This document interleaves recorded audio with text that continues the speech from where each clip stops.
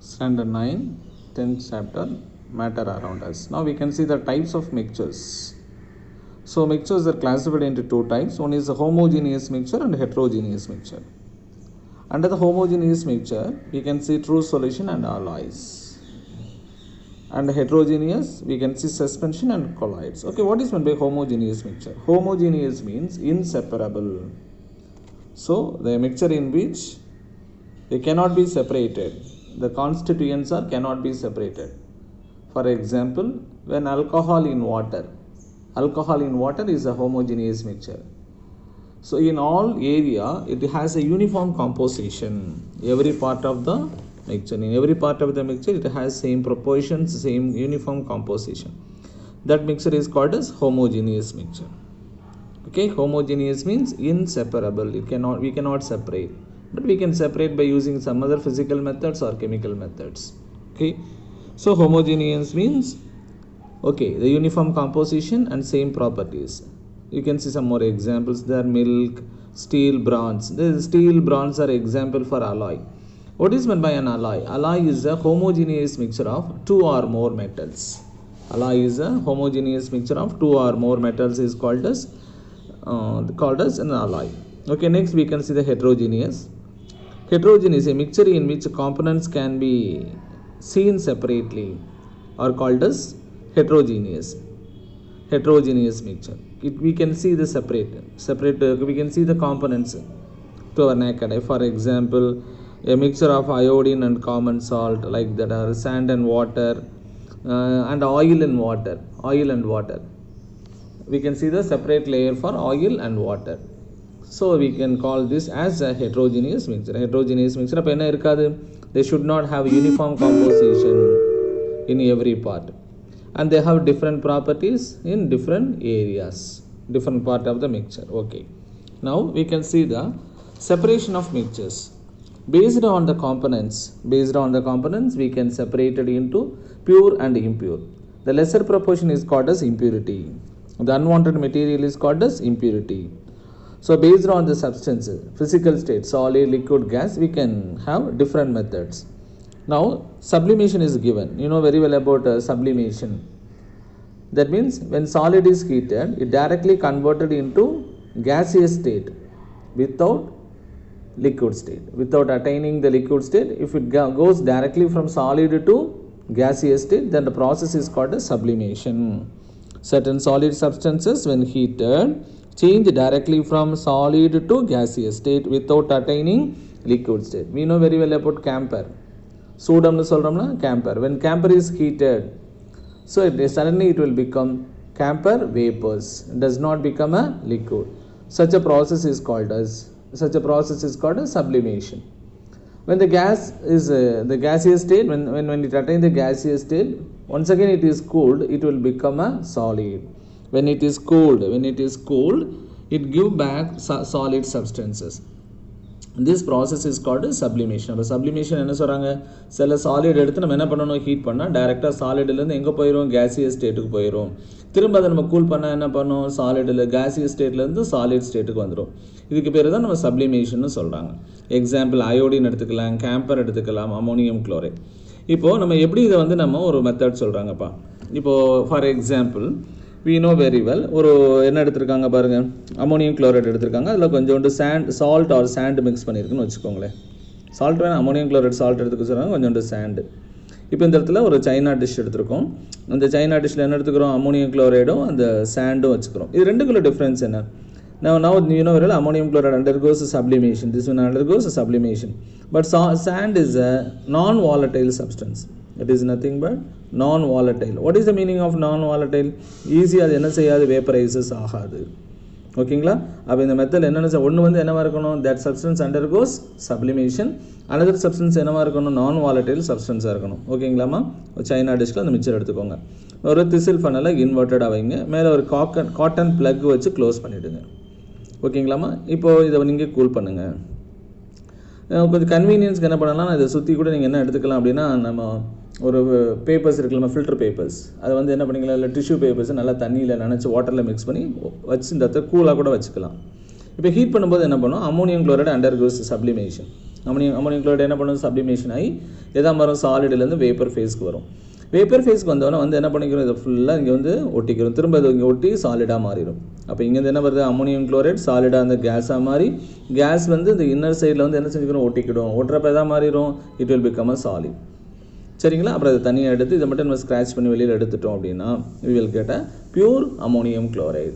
இதை தான் நம்ம பண்ணேன். This method is called as சப்ளிமேஷனோட மெத்தட். சரிங்களாடாமா.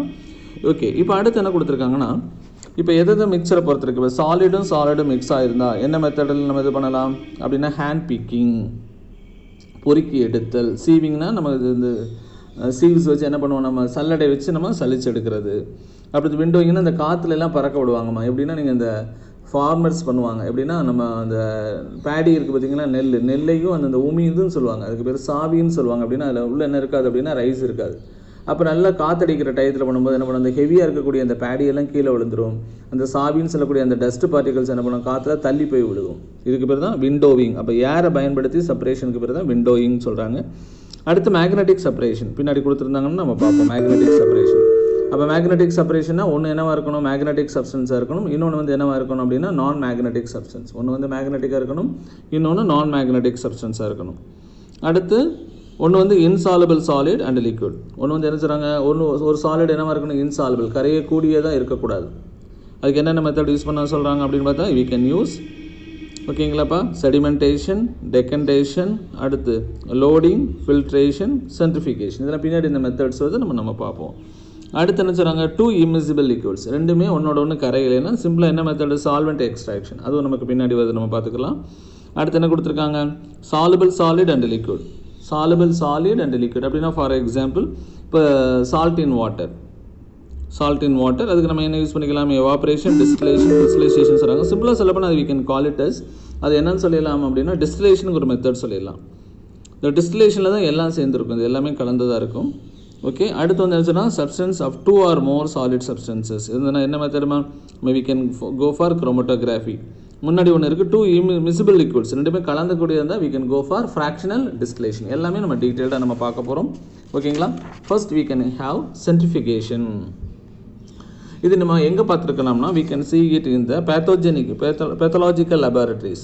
நம்ம பிளட் டெஸ்ட்லாம் பண்ணுவாங்க இல்லாமா, அதில் என்ன பண்ணுவாங்கன்னா, நம்ம பிளட்டில் இருந்து மேலே இருக்கக்கூடிய இந்த பிளாஸ்மாவே ரெட் பிளட் செல்ஸையும் பிரிக்கிறதுக்கு இதை யூஸ் பண்ணுவாங்க.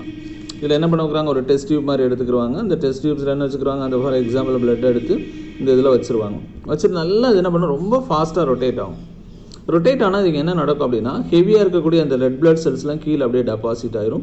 மேலே வந்து நமக்கு அழகாக என்ன வந்துடும், பிளாஸ்மா வந்துடும். அப்போ இந்த மெத்தடில் எதை செப்பரேட் பண்ணலாம், சாலிட் ஹெவியர் சப்ஸ்டன்ஸ் கீழே வரணும். ஒன்று வந்து என்னவாக இருக்கணும், சாலிட் ஹெவியர் சப்ஸ்டன்ஸாக இருக்கணும். இன்னொன்று வந்து லைட்டர் லிக்விடாக இருக்கணும். அப்போ இந்த centrifugation method is use to separate heavier solid particles from நம்ம லைட்டர் லிக்விட். அப்போ லிக்விட் மேலே வந்துடும், இங்கே கீழே வந்துடும் சாலிட் பார்ட்டிகல்ஸ் வந்துடும். என்ன சொல்கிறாங்க, ரொம்ப ஃபாஸ்ட்டாக சுற்றும்போது என்ன பண்ணிடும், ஹெவியர் பார்ட்டிகல்ஸ்லாம் கீழே செட்டில் ஆயிரும். மேலே என்ன பண்ணியிருக்கோம், மேலே போய் மேலே தான் இருக்கும் லைட்டர் பார்ட்டிகல்ஸ் டெபாசிட் ஆகிடும். சரிங்களாமா. இது எதில் பயன்படுத்துகிறாங்க, pathological laboratories to separate blood cells from என்ன சொல்கிறாங்கம்மா, பிளட் சாம்பிள்ஸ் அப்படின்னு கொடுத்துருக்காங்க. நெக்ஸ்ட் இதில் சால்வெண்ட் எக்ஸ்ட்ராக்ஷன் எடுத்து, so now we can see the solvent extraction. இப்போ சால்வெண்ட் எக்ஸ்ட்ராக்ஷன் என்ன கொடுத்துருக்கோன்னா, 2 immiscible liquidsன்னு சொல்கிறாங்க, can be separated by solvent extraction method. இப்போ immiscible liquids அப்படின்னா ஃபார் எக்ஸாம்பிள் நம்ம ஆயில் அண்ட் வாட்டர் என்ன பண்ணாது, ஒன்றோட ஒன்று மிக்ஸ் ஆகாது. அதை நம்ம இந்த மெத்தடில் செப்பரேட் பண்ணலான்னு சொல்கிறாங்க. நம்ம என்ன பண்ணலாம் அப்படின்னா, இது இன்னும் டீட்டெயிலாக நம்ம பார்க்கலாம். அப்படின்னா ஃபார் எக்ஸாம்பிள் ரொம்ப இவங்க கொடுத்துருக்காங்க mixture of oil and water. இப்போ ஆயில் அண்ட் வாட்டரை ஊற்றி வச்சா என்ன பண்ணிடுவோம், கீழே ஃபுல்லாக வாட்டர் வந்துடும், மேலே என்ன வந்துடும், ஆயில் வந்துடும். சரிங்களா. இப்போ என்ன பண்ணியிருக்கோம், ஒரு கண்டெய்னர் எடுத்துக்கோ, அது ஆயிலையும் ஆயில்களை ஒரு கெரோசின் எடுத்துக்கோ, இங்கே என்ன எடுத்துக்கோ, வாட்டர் எடுத்துக்கோ, ரெண்டையும் என்ன பண்ண நல்லா மிக்ஸ் பண்ணி வச்சுருக்காங்கன்னு வச்சுக்கோங்களேன். இப்போ இது எதுக்குள்ள ஊற்றுறீங்க, இந்த இதில் ஊற்றி கொஞ்சம் நேரம் அப்படியே ஸ்டாண்டில் அப்படியே வச்சுருந்தோம்னா என்ன ஆயிரும், எது ஹெவியராக இருக்கும், வாட்டர் வந்து ஹெவியராக இருக்கும். ஸோ வாட்டர் கீழே வந்துடும். கெரோசின்ங்கிறது ஒரு ஆர்கானிக் லேயர், இது லைட்டர் லேயர். ஸோ இங்கே மேலே வந்துடும். கீழே என்ன இருக்குது, நமக்கு ஒரு ஸ்டாப் காக்க ஓப்பன் பண்ணோன்னா ஃபஸ்ட் என்ன லேயர், இந்த aqueous layer. This layer is called water layer. அக்வானாலே வாட்டர். ஸோ அக்வஸ் லேயர் எல்லாம் வெளியில் வந்துடும். ஓகேங்களாப்பா. வந்ததுக்கப்புறம் என்ன பண்ணிடுவோம், அப்புறம் தனியாக எந்த லேயரை தனியாக பிரிச்செடுத்துக்கலாம், கெரோசின் லேயர். உங்களுக்கு நீங்கள் எக்ஸ்ட்ரா தெரிஞ்சுக்கணுன்னா, even we can separate alcohol in water. எதை நம்ம பிரிக்கிறாங்கன்னா, ஆல்கஹாலையும் வாட்டரும் கலந்துருக்குன்னு வச்சுக்கோங்களேன். ஆல்கஹாலும் வாட்டரும் கலந்துருந்து அதை எப்படி செப்பரேட் பண்ணலாம்னா, அதுலேயே ஃபஸ்ட் என்ன பண்ணணும், செப்பரேட்டிங் ஃபனல் எடுத்துக்கிட்டோம். ஆல்கஹால் இன் வாட்டரை உள்ளே ஊற்றிட்டு அப்புறம் அதில் என்ன பண்ணணும், நிறையா டைஎத்தில் ஈத்தரை ஊற்றணும். ஈத்தர்னு ஒரு ஆர்கானிக் சால்வெண்ட். இதில் ஸ்பெஷாலிட்டி என்னென்னா, ஈத்தரில் எது கரையும் அப்படின்னா, ஆல்கஹால் வந்து வாட்டரில் கரைஞ்சிருக்கிறத காட்டிலும் it readily soluble in ether. அப்போ நம்ம என்ன மிக்சர் நம்ம எடுத்திருக்கேன்னு சொல்லியிருக்கேன், ஆல்கஹால் ப்ளஸ் வாட்டர் மிக்சர் எடுத்திருக்கேன். இப்போ நான் இதில் என்ன ஊற்ற போகிறேன், ஈத்தர் ஊற்றுறேன். அப்போ என்ன பண்ணிடும் அப்படின்னா, இந்த ஆல்கஹால் எதில் டிசால்வ் ஆகிடும், இட் டிசால்வ்ஸ் இன் ஈத்தர். அப்போ ஆல்கஹால் எதை விட்டுவிட்டு, வாட்டரை விட்டுட்டு எதில் வந்து கரைஞ்சிரும், ஈத்தரில் வந்து கரைஞ்சிரும்.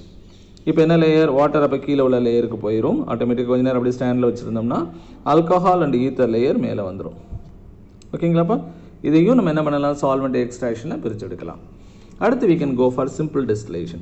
சிம்பிள் டிஸ்டிலேஷனை பொறுத்த மட்டும் டிஸ்டிலேஷன் என்ன சொல்கிறாங்க, எவாப்ரேஷன் அண்ட் கண்டென்சேஷன் ரெண்டும் சேர்ந்ததுங்கிறாங்க. அதை நம்ம எக்ஸ்பிளைன் பண்ண ஒன்றும் இல்லை. இதை பொறுத்தவரை நம்ம என்னென்ன மிக்சர் எடுத்துக்கலாம்னா, ஒன்று வந்து சாலிட் ப்ளஸ் என்னவாக இருக்கலாம், ஒன்று வந்து லிக்விடாக இருக்கும். சாலிட் ப்ளஸ் லிக்விட் அப்படின்னா இது வந்து என்ன கேரக்டர் இருக்கணும், திஸ் இஸ் நான் வாலட்டைல் கேரக்டர் இருக்கணும். இந்த லிக்விடுக்கு என்ன கேரக்டர் இருக்கும், நமக்கு வாலட்டைல் கேரக்டர் இருக்கும். இப்போது இதுதான் என்னது, அந்த ஃப்ளாஸ்கில் எதை எடுத்துக்கிறோம், ஃபார் எக்ஸாம்பிள் நம்ம சீ வாட்டர்னு சொல்கிறாங்க. சீ வாட்டரில் என்ன இருக்கும், இங்கே சால்ட்டு ப்ளஸ் வாட்டர் இருக்கும். Sea water, salt plus water தான் சீ வாட்டர். அப்போ இது நம்ம எடுத்துக்கிறோம். ஓகேங்களா? மேலே என்ன வச்சுருக்கோம், ஒரு தெர்மாமீட்டர் வச்சுட்டோம். இந்த இடத்துல டெலிவரி டியூப், இது வந்து கண்டென்சர் என்ன செய்யணும், இதில் வந்து கூல் வாட்டர் வந்துட்டு உள்ளே வந்துட்டு வெளியில் போய்கிட்டே இருக்கும். அப்போ இந்த ஏரியா ஃபுல்லாக என்ன இருக்கும், கூலாக இருக்கும். இதுக்கு பேர் தான் கண்டென்சர்னு சொல்லுவாங்க. சரிங்களாப்பா, கண்டென்சர். இப்போ நல்லா நம்ம ஹீட் பண்ணுறோம். ஹீட் பண்ண என்ன பண்ணோம், இந்த சீ வாட்டரில் இருக்கக்கூடிய வாட்டர் மட்டும் வேப்பர்ஸாக மாறி ஸ்டீமாக மாறி, வாட்டர் வேப்பருக்கு பேர் ஸ்டீம் இது வழியாக வரும். இப்படி வரும்போது என்ன ஆகிடும் அப்படின்னா, இங்கே கூலாகிடும். இப்போ ஸ்டீம் கூலாகி திரும்ப நமக்கு இங்கே வாட்டராக கிடச்சிரும். ரொம்ப நேரம் நம்ம ஹீட் பண்ணிக்கிட்டே இருக்கும்போது பார்த்தோம்னா கடைசி இங்கே என்ன மட்டும் மிஞ்சிரும், சால்ட் மட்டும் மிஞ்சிரும். எது ஃபுல்லாக வந்துடும், வாட்டர் எல்லாம் வெளியில் வந்துடும். So we separated. அதனால அவங்க கொடுத்துருக்காங்க என்னென்ன ப்ராசஸ் நடக்குது. இந்த இடத்துல எவாப்ரேஷன் ப்ராசஸ் நடக்குது, இந்த இடத்துல கண்டென்சேஷன் ப்ராசஸ். எவாப்ரேஷன்னா லிக்விட் எதாக மாறுது, வேப்பர்ஸாக மாறதுக்கு பேர் எவாப்ரேஷன். திரும்ப வேப்பர் வந்து லிக்விடாக மாற ப்ராசஸ்க்கு பேர் கண்டென்சேஷன். ரெண்டு நடக்கக்கூடியது தான். This is called as nothing but simple distillation. இப்போ next we can move on to எங்கே போக போகிறோம் அப்படின்னா, ஃப்ராக்ஷனல் டிஸ்டிலேஷன் போக போகிறோம். இப்போ ஃப்ராக்ஷனல் டிஸ்டிலேஷன்ஸை பொறுத்த மட்டும் என்ன சொல்கிறாங்கன்னா, to separate 2 or more miscible liquids. நான் சொன்னேன் பார்த்தீங்களா, which do not differ much in the நம்ம boiling point, but they should differ at least in 25 Kelvin differ இருக்கணும். இது நம்ம இதுக்கு பேர் தான் ஃப்ராக்ஷனல் டிஸ்டிலேஷன். நான் சொன்ன மாதிரி we can have alcohol plus water, ரெண்டு அந்த மிக்சர் எடுத்துக்கிறோம். ஆல்கஹாலும் வாட்டரும் நல்லா கரைஞ்சிருச்சுன்னு வச்சுக்கோ, நம்ம தெரியும் both are miscible. அப்போ நம்ம அந்த இந்த இதில் எடுத்துக்கிறோம் ஆல்கஹால் அண்ட் வாட்டர்.